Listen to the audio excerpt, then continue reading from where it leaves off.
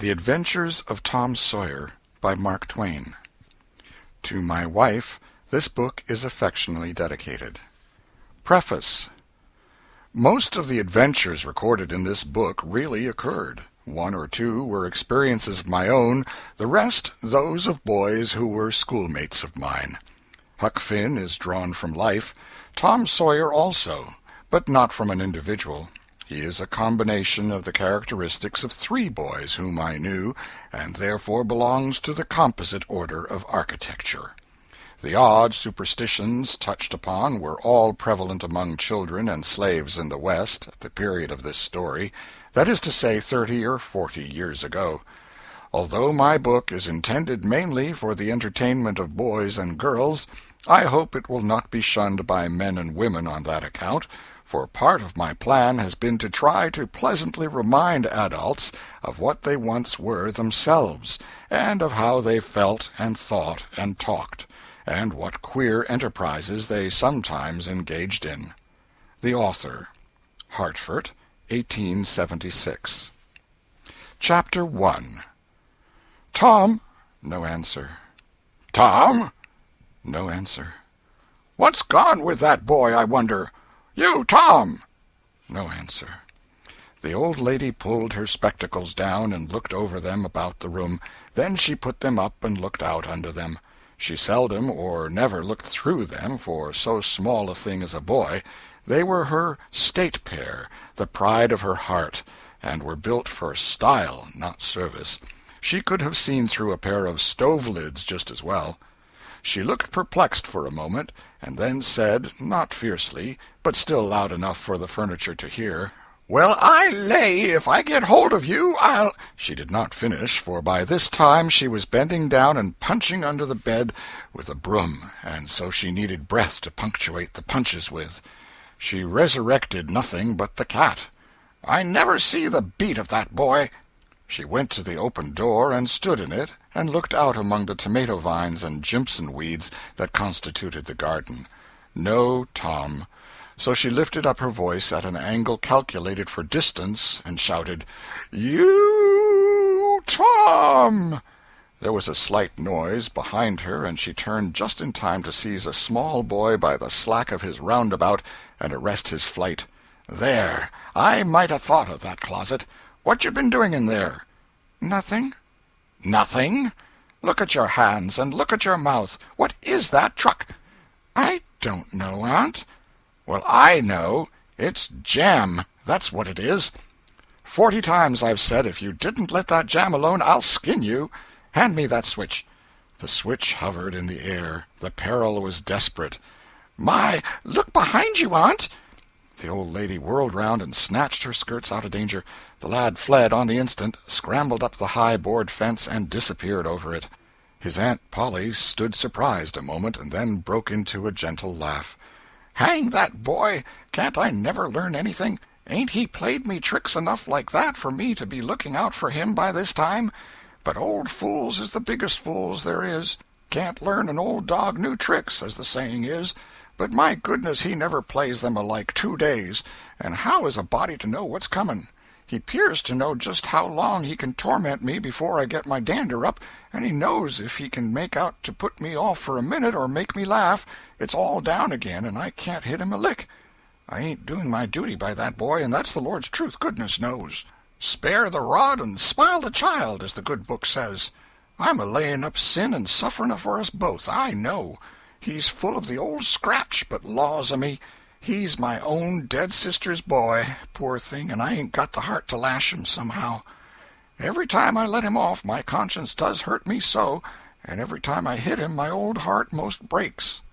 Well, well, a man that is born of a woman is of few days and full of trouble, as the Scripture says, and I reckon it's so. He'll play hooky this evening. That's southwestern for afternoon. And I'll just be obleeged to make him work tomorrow to punish him. It's mighty hard to make him work Saturdays when all the boys is having holiday, but he hates work more than he hates anything else, and I've got to do some of my duty by him, or I'll be the ruination of the child." Tom did play hooky, and he had a very good time. He got back home barely in season to help Jim, the small colored boy, saw next day's wood and split the kindling before supper. At least he was there in time to tell his adventures to Jim, while Jim did 3/4 of the work. Tom's younger brother, or rather half-brother, Sid, was already through with his part of the work, picking up chips, for he was a quiet boy and had no adventurous, troublesome ways. While Tom was eating his supper and stealing sugar as opportunity offered, Aunt Polly asked him questions that were full of guile and very deep, for she wanted to trap him into damaging revealments. Like many other simple-hearted souls, it was her pet vanity to believe she was endowed with a talent for dark and mysterious diplomacy, and she loved to contemplate her most transparent devices as marvels of low cunning. Said she, "Tom, it was middling warm in school, wasn't it?" "Yes'm." "Powerful warm, wasn't it?" "Yes'm." "Didn't you want to go in a-swimming, Tom?" A bit of a scare shot through Tom, a touch of uncomfortable suspicion. He searched Aunt Polly's face, but it told him nothing. So he said, "No'm, well, not very much." The old lady reached out her hand and felt Tom's shirt and said, "But you ain't too warm now, though." And it flattered her to reflect that she had discovered that the shirt was dry without anybody knowing that was what she had in her mind. But in spite of her, Tom knew where the wind lay now, so he forestalled what might be the next move. "Some of us pumped on our heads. Mine's damp yet, see?" Aunt Polly was vexed to think she had overlooked that bit of circumstantial evidence and missed a trick. Then she had a new inspiration. "Tom, you didn't have to undo your shirt collar where I sewed it to pump on your head, did you? Unbutton your jacket." The trouble vanished out of Tom's face. He opened his jacket. His shirt collar was securely sewed. "Bother! Well, go 'long with you.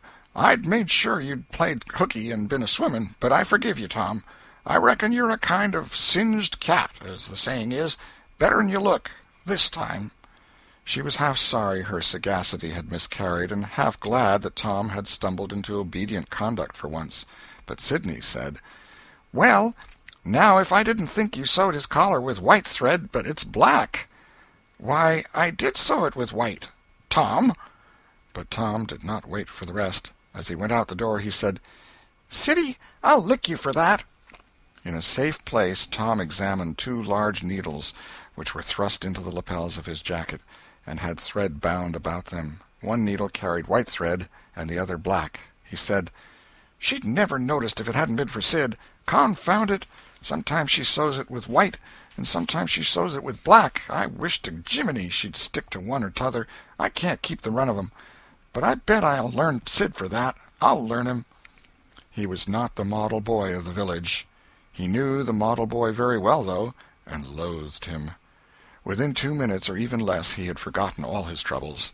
Not because his troubles were one whit less heavy and bitter to him than a man's are to a man, but because a new and powerful interest bore them down and drove them out of his mind for the time, just as men's misfortunes are forgotten in the excitement of new enterprises. This new interest was a valued novelty in whistling, which he had just acquired from a negro, and he was suffering to practice it undisturbed. It consisted in a peculiar bird-like turn, a sort of liquid warble, produced by touching the tongue to the roof of the mouth at short intervals in the midst of the music. The reader probably remembers how to do it, if he has ever been a boy. Diligence and attention soon gave him the knack of it, and he strode down the street with his mouth full of harmony and his soul full of gratitude. He felt much as an astronomer feels who has discovered a new planet. No doubt, as far as strong, deep, unalloyed pleasure is concerned, the advantage was with the boy, not the astronomer. The summer evenings were long. It was not dark yet. Presently Tom checked his whistle. A stranger was before him, a boy a shade larger than himself. A newcomer of any age or either sex was an impressive curiosity in the poor little shabby village of St. Petersburg. This boy was well dressed, too, well dressed on a weekday. This was simply astounding.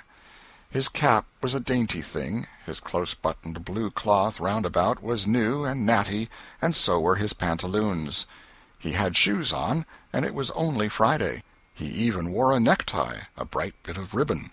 He had a citified air about him that ate into Tom's vitals. The more Tom stared at the splendid marvel, the higher he turned up his nose at his finery and the shabbier and shabbier his own outfit seemed to him to grow. Neither boy spoke. If one moved, the other moved, but only sidewise, in a circle. They kept face to face and eye to eye all the time. Finally, Tom said, "I can lick you." "I'd like to see you try it." "Well, I can do it." "No, you can't either." "Yes, I can." "No, you can't." "I can." "You can't." Can't. An uncomfortable pause. Then Tom said, "What's your name?" "'Tisn't any of your business, maybe." "Well, I 'low I'll make it my business." "Well, why don't you?" "If you say much, I will." "Much. There now." "Oh, you think you're mighty smart, don't you? I could lick you with one hand tied behind me if I wanted to." "Well, why don't you do it? You say you can do it." "Well, I will, if you fool with me." "Oh, yes, I've seen whole families in the same fix." "Smarty, you think you're some, now, don't you? Oh, what a hat!"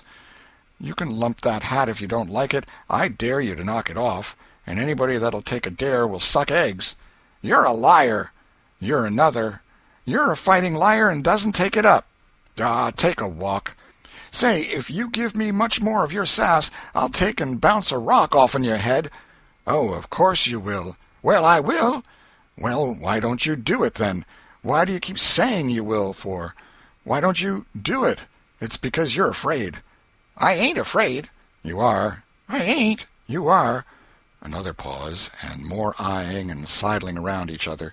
Presently they were shoulder to shoulder. Tom said, "Get away from me." "Go away yourself." "I won't." "Well, I won't either."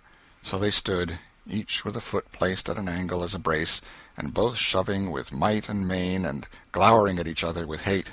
But neither could get an advantage. After struggling till both were hot and flushed, each relaxed his strain with watchful caution, and Tom said, "You're a coward and a pup.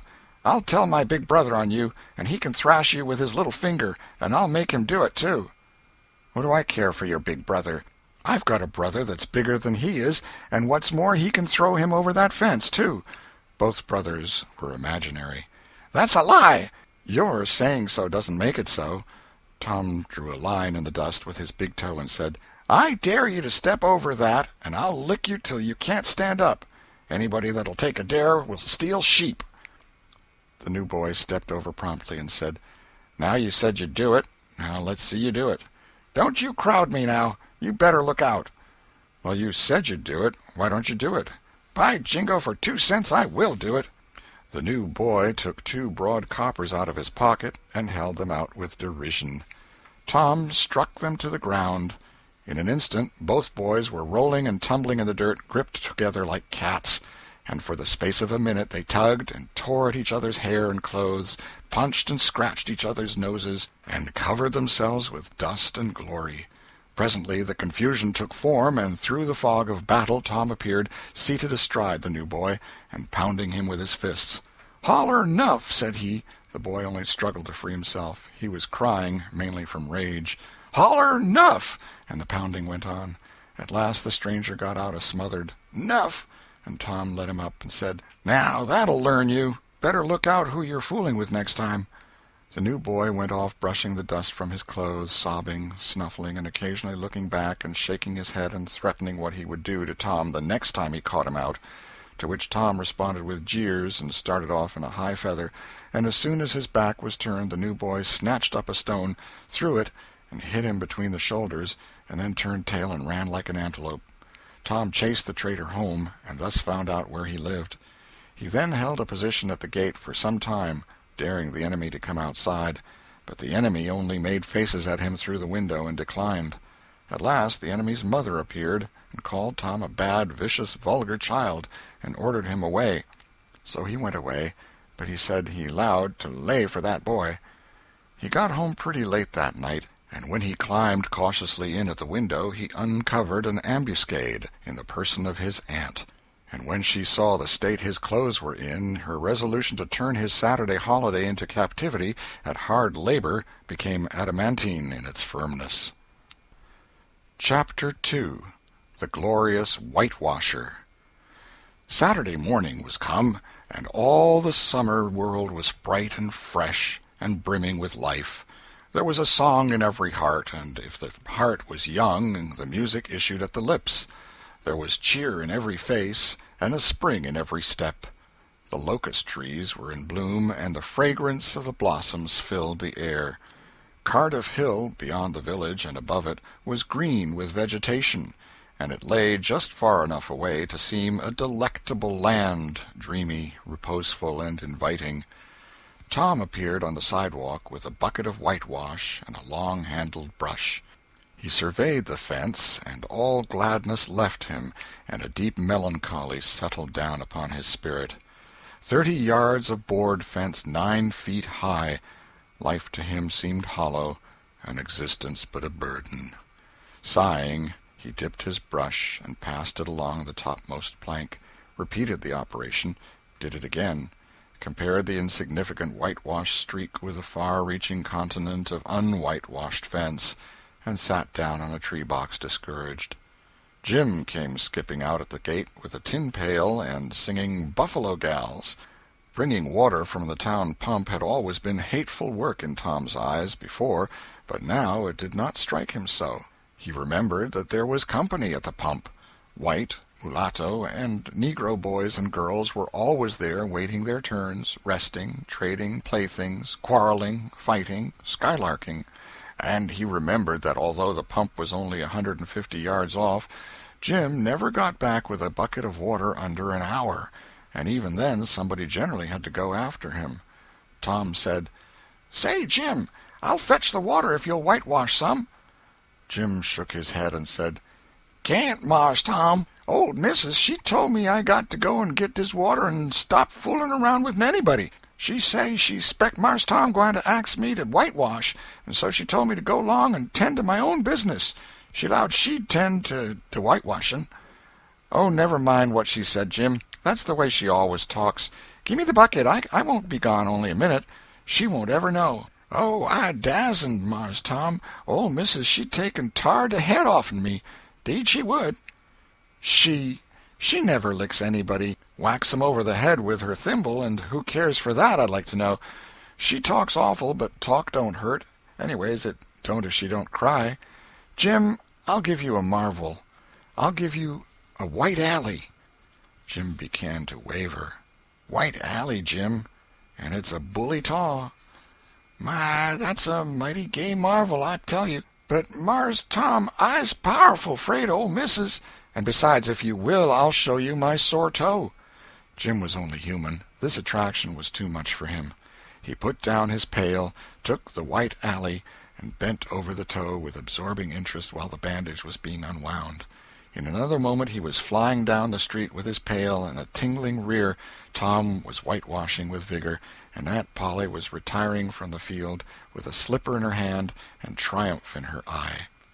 But Tom's energy did not last. He began to think of the fun he had planned for this day, and his sorrows multiplied. Soon the free boys would come tripping along on all sorts of delicious expeditions, and they would make a world of fun of him for having to work. The very thought of it burnt him like fire. He got out his worldly wealth and examined it. Bits of toys, marbles, and trash. Enough to buy an exchange of work, maybe, but not half enough to buy so much as half an hour of pure freedom. So he returned his straitened means to his pocket and gave up the idea of trying to buy the boys. At this dark and hopeless moment an inspiration burst upon him, nothing less than a great, magnificent inspiration. He took up his brush and went tranquilly to work. Ben Rogers hove in sight presently, the very boy of all boys, whose ridicule he had been dreading. Ben's gait was the hop, skip, and jump, proof enough that his heart was light and his anticipations high. He was eating an apple, and giving a long, melodious whoop at intervals, followed by a deep-toned ding-dong-dong, ding-dong-dong, for he was personating a steamboat. As he drew near, he slackened speed, took the middle of the road, leaned far over to starboard, and rounded to, ponderously and with laborious pomp and circumstance, for he was personating the big Missouri, and considered himself to be drawing 9 feet of water. He was boat and captain and engine bells combined, so he had to imagine himself standing on his own hurricane deck giving the orders and executing them. "Stop her, sir! ting-a-ling-ling. The headway ran almost out, and he drew up slowly towards the sidewalk. Ship up to back, ting-a-ling-ling. His arms straightened and stiffened down his sides. Set her back on the starboard, ting-a-ling-a-ling. Chow, chow, chow, chow. His right hand, meantime, described stately circles, for it was representing a 40-foot wheel. Let her go back on the larboard, ting-a-ling-a-ling. Chow, chow, chow. The left hand began to describe circles. Stop the starboard, ting-a-ling-ling. Stop the larboard. Come ahead on the starboard. Stop her. Let her outside. Turn her over slow. Ting-a-ling. Chow, chow, chow. Get out that headline. Lively now. Come out of there with your spring line. What are you about there? Take up a turn that stump with the bright of it. Stand by that stage. Now let her go. Done with the engine, sir. Ting-a-ling-ling. Sht, sht, sht. Trying the gauge cocks. Tom went on whitewashing, paid no attention to the steamboat. Ben stared a moment and then said, Hi-yi, you're up a stump, ain't you? No answer. Tom surveyed his last touch with the eye of an artist. Then he gave his brush another gentle sweep and surveyed the result as before. Ben ranged up alongside of him. Tom's mouth watered for the apple, but he stuck to his work. Ben said, Hello, old chap. You got to work, eh? Tom wheeled suddenly and said, Why, it's you, Ben. I weren't noticing. Say, I'm going in a-swimming. I am. Don't you wish you could? But of course you'd rather work, wouldn't you? Of course you would. Tom contemplated the boy a bit and said, What do you call work? Why, ain't that work? Tom resumed his whitewashing and answered carelessly, Well, maybe it is and maybe it ain't. All I know is it suits Tom Sawyer. Oh, come now, you don't mean to let on that like you like that. The brush continued to move. Like it? Well, I don't see why I oughtn't to like it. Does a boy get a chance to whitewash a fence every day? That put the thing in a new light. Ben stopped nibbling his apple. Tom swept his brush daintily back and forth, stepped back to note the effect, added a touch here and there, criticized the effect again. Ben, watching every move and getting more and more interested, more and more absorbed. Presently he said, Say, Tom, let me whitewash a little. Tom considered, was about to consent, but he altered his mind. No, I reckon it wouldn't hardly do, Ben. You see, Aunt Polly's awful particular about this fence, right here on the street, you know. But if it was the back fence, I wouldn't mind, and she wouldn't. Yes, she's awful particular about this fence. It's got to be done very careful. I reckon there ain't one boy in 1,000, maybe 2,000, that can do it the way it's got to be done. No, is that so? Oh, come now, let me just try. Only just a little. I'd let you if you was me, Tom. Ben, I'd like to, honest Injun, but Aunt Polly, well, Jim wanted to do it, but she wouldn't let him. Sid wanted to do it, and she wouldn't let Sid. Now, don't you see how I'm fixed? If you was to tackle this fence and anything was to happen to it, oh, shucks, I'll be just as careful. Now let me try. Say, I'll give you the core of my apple. Well, here. No, Ben, no, now don't. I'm afeard. I'll give you all of it. Tom gave up the brush with reluctance in his face, but alacrity in his heart. And while the late steamer Big Missouri worked and sweated in the sun, the retired artist sat on a barrel in the shade close by, dangled his legs, munched his apple, and planned the slaughter of more innocents. There was no lack of material. Boys happened along every little while. They came to jeer, but remained to whitewash. By the time Ben was fagged out, Tom had traded the next chance to Billy Fisher for a kite in good repair, and when he played out, Johnny Miller brought in for a dead rat and a string to swing it with, and so on, hour after hour. And when the middle of the afternoon came, from being a poor poverty-stricken boy in the morning, Tom was literally rolling in wealth. He had, beside the things before mentioned, 12 marbles, part of a jew's harp, a piece of blue bottle glass to look through, a spool cannon, a key that wouldn't unlock anything, a fragment of chalk, a glass stopper of a decanter, a tin soldier, a couple of tadpoles, 6 firecrackers, a kitten with only one eye, a brass doorknob, a dog collar, but no dog, the handle of a knife, 4 pieces of orange peel, and a dilapidated old window-sash. He had had a nice, good, idle time all the while, plenty of company, and the fence had had 3 coats of whitewash on it. If he hadn't run out of whitewash, he would have bankrupted every boy in the village. Tom said to himself that it was not such a hollow world after all. He had discovered a great law of human action without knowing it, namely, that in order to make a man or boy covet a thing, it is only necessary to make the thing difficult to attain. If he had been a great and wise philosopher, like the writer of this book, he would now have comprehended that work consists of whatever a body is obliged to do, and that play consists of whatever a body is not obliged to do. And this would help him to understand why constructing artificial flowers or performing on a treadmill is work, while rolling 10-pins or climbing Mont Blanc is only amusement. There are wealthy gentlemen in England who drive 4-horse passenger coaches 20 or 30 miles on a daily line in the summer because the privilege costs them considerable money. But if they were offered wages for the service, that would turn it into work, and then they would resign. The boy mused a while over the substantial change which had taken place in his worldly circumstances, and then wended toward headquarters to report. The end of Chapter 2.